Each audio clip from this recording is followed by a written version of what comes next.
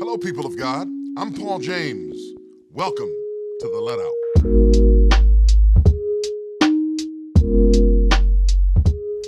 This past week, we made the statement that all of us are made of the right stuff, but very few of us ever show it forth. This is because all of us have grit. Grit is the moral stamina to stick it out.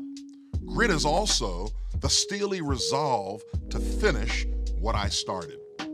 Grit can be understood in terms of an acronym. Grit is growing, resourceful, intuitive, and tenacious. God has called you and I to put all of these qualities together in order to be the most authentic version of ourselves. True grit is not an option. True grit is a calling. In Jeremiah chapter 1, God speaks personally to Jeremiah, and he says, I will make you a fortified city, I will make you an iron pillar, and I will make you a bronze wall.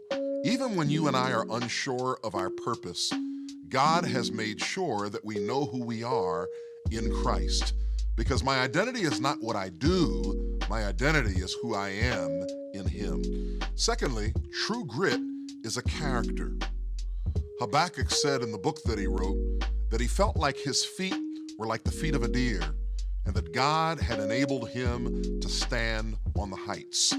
Habakkuk said this at a time of unbelievable despair where he discovered his character after God had spoken a word to him. That is, even when you and I feel weak, God can strengthen us in those times for the tasks that lie ahead. And finally, true grit is a conscience.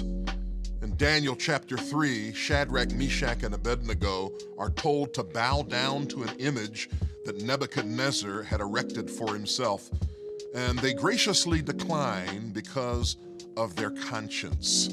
Even when there's pressure that is mounting to conform to the cultural norms and the standards that surrounds us, we must stick to our guns and be who God has called us to really be. And so remember the acronym. Whatever you do, keep growing. And in your resourcefulness, remember what you have going for you. And when it comes to your intuition, trust your gut when it's been surrendered to God. And finally, be tenacious. Never give up. Never give in. Be exactly who God has called you to be. Thanks for watching. I'll see you next time, right here at The Let Out.